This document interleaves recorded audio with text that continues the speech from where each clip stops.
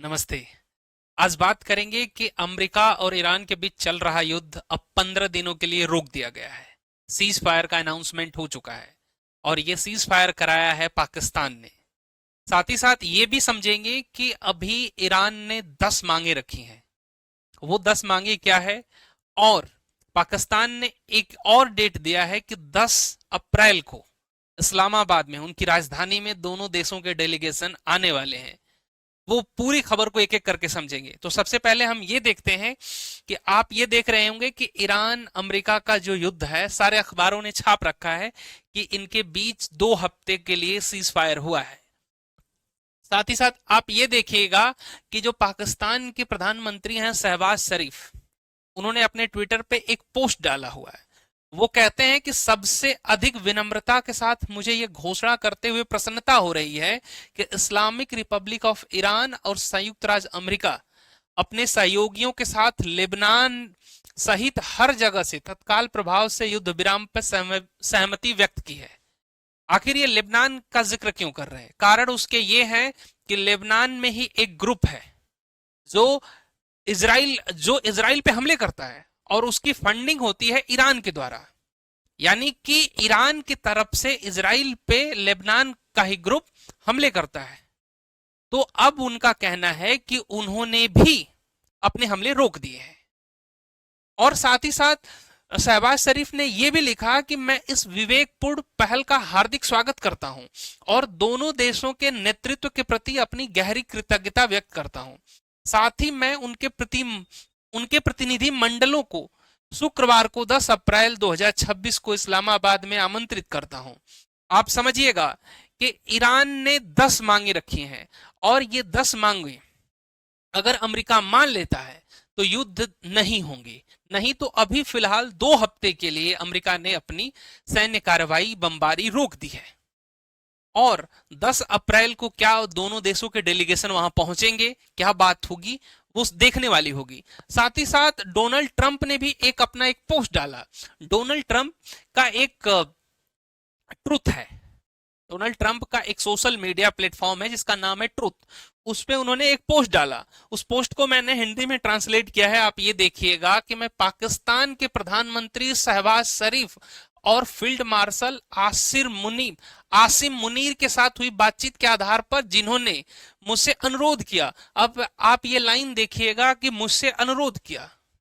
Donald Trump कह रहे हैं कि मुझसे अनुरोध किया। पिछले जितने भी बयान है इधर बीच के डोनाल्ड ट्रंप के, आप देखेंगे कि तो उसमें वो कहते हैं कि मुझसे कोई मदद मांगी जा रही है, मेरे सामने गिड़गिड़ा रहे हैं और मेरे बहुत सारे नेताओं के साथ कनेक्शन है। हालांकि डोनाल्ड ट्रंप हर बार उनके शब्दों से लगता है कि वो अपने आप को सुप्रीम दिखाना चाहते हैं और इसमें भी कह रहे हैं कि मुझसे अनुरोध किया गया है।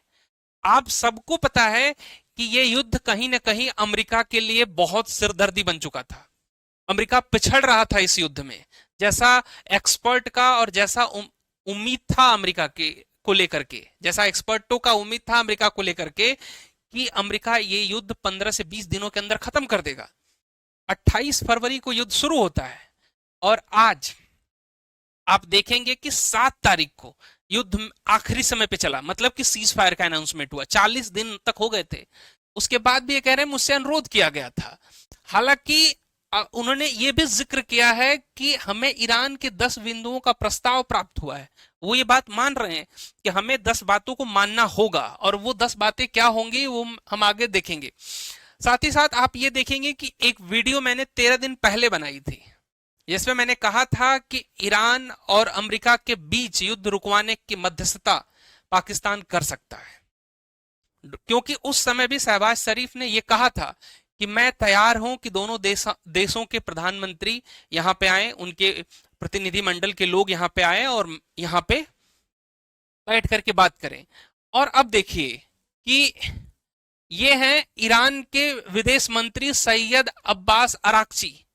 इन्होंने भी अपने ट्विटर पे एक पोस्ट डाला कि इस्लामिक रिपब्लिक ऑफ ईरान की ओर से मैं अपने प्रिय भाइयों और शहबाज शरीफ और आसिम मुनीर के प्रति आभार और सराहना व्यक्त करता हूं। ये बनता है इनका कारण कि हर हाल में युद्ध रुकना चाहिए, चाहे पाकिस्तान रुकवाए चाहे कोई और देश रुकवाए। युद्ध रुका नहीं तो हमारे देश में भी हालात बहुत खराब हो रहे थे। गैस की और क्रूड ऑयल की समस्या पूरे दुनिया में थी, और जो पड़ोसी देश थे, जो खास तौर पे गल्फ देशों पे निर्भर थे, उनके ऊपर और ज्यादा संकट था। उसको लेकर के जब ये पोस्ट डालते हैं और आभार व्यक्त करते हैं पाकिस्तान के प्रधानमंत्री का, तो ये कहीं ना कहीं बनता है। साथ ही साथ आप ये भी देखेंगे आप कि जो ईरान ने 10 मांगे रखी हैं, उसमें से जो प्रमुख मांगे उनकी है कि आगे से कोई आक्रामकता नहीं, यानी ईरान पे कोई हमला नहीं होना चाहिए। ईरान ये मानता है कि स्ट्रेट, अब दूसरा याद देखिएगा कि स्ट्रेट ऑफ हॉर्मुज पे लगातार ईरान का ही नियंत्रण होगा। उसके पीछे का कारण यह है कि ईरान के पास एक यही नफ्स है जिसको दबा करके वो जीवित रह सकता है। अगर स्ट्रेट ऑफ हॉर्मुज पे ईरान का नियंत्रण नहीं होता तो अमेरिका कब का ये युद्ध जीत चुका होता और ईरान को अपने घुटनों पे ला दिया होता। इसको लेकर के ईरान हर बार से ये कहता है कि कुछ भी हो जाए, स्ट्रेट ऑफ हॉर्मुज पे हमारा नियंत्रण होना चाहिए। साथ ही साथ ईरान ये भी कहता है कि अमेरिका ने उस पे बहुत सारे प्रतिबंध लगाए हैं कि आप दुनिया के हर देशों को आप क्रूड ऑयल बेच नहीं सकते, तो वो भी प्रतिबंध हटाना होगा। और भी बाकी प्रतिबंध हैं, आप देखिएगा, लेकिन जो मुख्य रूप से था यही था। क्यों? क्योंकि आगे ये बात को डिस्कस करूंगा मैं कि स्ट्रेट ऑफ हॉर्मुज को लेके यूएन में भी एक मीटिंग हुई, और सिर्फ स्ट्रेट ऑफ हॉर्मुज को खुलवाने के लिए। और मैं पहले से भी बताया था आपको कि अगर ये युद्ध में भारत, रूस और चाइना अगर तीनों इंटरफेयर नहीं करते हैं तो ये युद्ध इतने आसानी से नहीं रुकेगा। तो इन देशों ने इंटरफेयर किया और वीटो भी लगाया, वो आगे मैं डिस्कस करूंगा। अब देखिएगा कि ये घटना हुई क्यों, मतलब आखिरकार इस सीज फायर की बात आई क्यों। तो डोनाल्ड ट्रंप ने एक दिन पहले 48 घंटे का अल्टीमेटम दिया था ईरान को। उन्होंने कहा था, और वो 48 घंटा आज सुबह, बुधवार की सुबह, भारत के बुधवार की सुबह 5:30 बजे होता, यानी अमेरिका में एक दिन पहले। तो उन्होंने जो 48 घंटे का अल्टीमेटम दिया, वो पोस्ट में वो लिखते हैं कि आज रात एक पूरी सभ्यता खत्म हो सकती है। हर बार वो ईरान को यही धमकी देते हैं कि हम आपको पाषाण काल में लेके चले जाएंगे, हम आपको स्टोन एज में भेज देंगे। और उन्होंने भी पोस्ट में लिखा कि सभ्यता खत्म हो सकती है जो फिर कभी वापस नहीं आ पाएगी। ईरान के लिए इतने कठोर शब्दों का इस्तेमाल कर रहे थे डोनाल्ड ट्रंप वो, और मैं नहीं चाहता कि ऐसा हो। और उन्होंने लिखा कि 47 साल का जबरन वसूली, भ्रष्टाचार और मौत का दौर आखिरकार खत्म हो सकता है। वो ईरान के लिए लिख रहे हैं कि जब से ईरान आजाद हुआ है 1979, मैंने आपको पहलवी वाली कहानी बताई थी कि उस समय यहाँ पे राजशाही था, और जो अली खमैनी जिनको मारा गया था, उनके गुरु ने वहां पे सत्ता परिवर्तन कराया था। तो यही वो जिक्र कर रहे हैं कि 47 साल से उनके अनुसार यहाँ पे भ्रष्टाचार और मौत का दौर चल रहा था। अब देखिएगा कि जब ये डोनाल्ड ट्रंप लिखते हैं तो पूरे एक्सपर्ट और मीडिया ने इस बार बहुत गंभीरता से लिया था।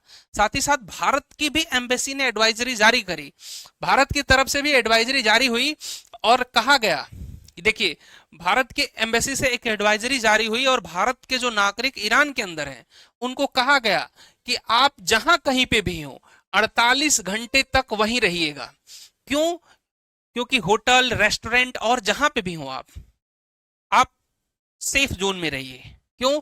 क्योंकि उनको भी पता था कि डोनाल्ड ट्रंप 48 घंटे का अल्टीमेटम दे चुके हैं और इस बार बहुत बड़ा होने वाला है। क्यों?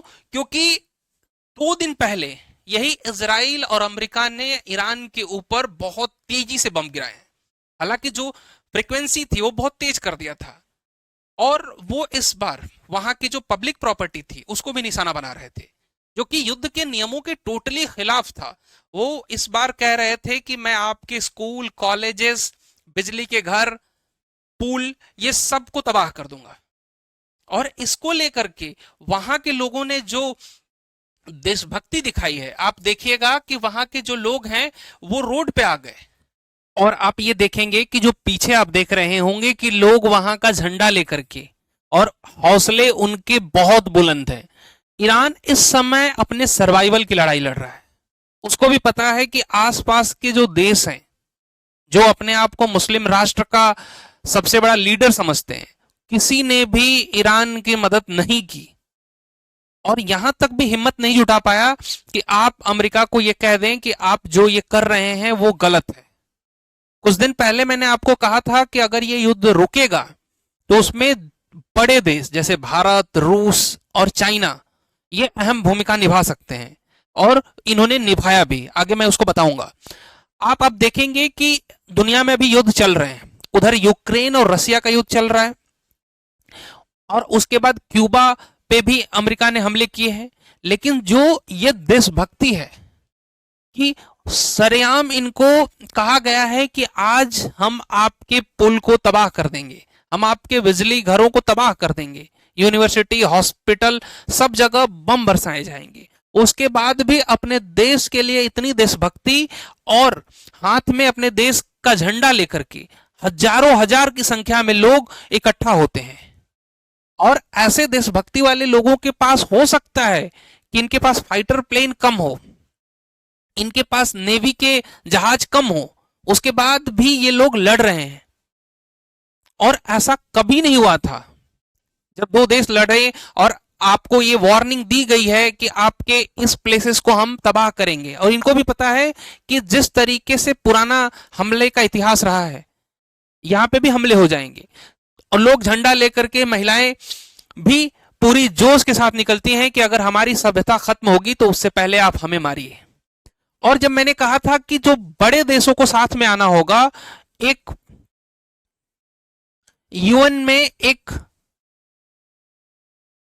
यूएन के अंदर एक रेजोल्यूशन आता है जिसपे ये बात कही जाती है कि स्ट्रेट ऑफ हॉर्मुज को ईरान को खोलना होगा। तो बहुत सारे 11 देशों ने इसका सपोर्ट किया कि हाँ, ईरान को खोलना होगा। दो देश, रूस और चाइना, ने इसका विरोध किया। ये देखिए, रूस और चाइना ने कहा, इस पे वीटो दे दिया।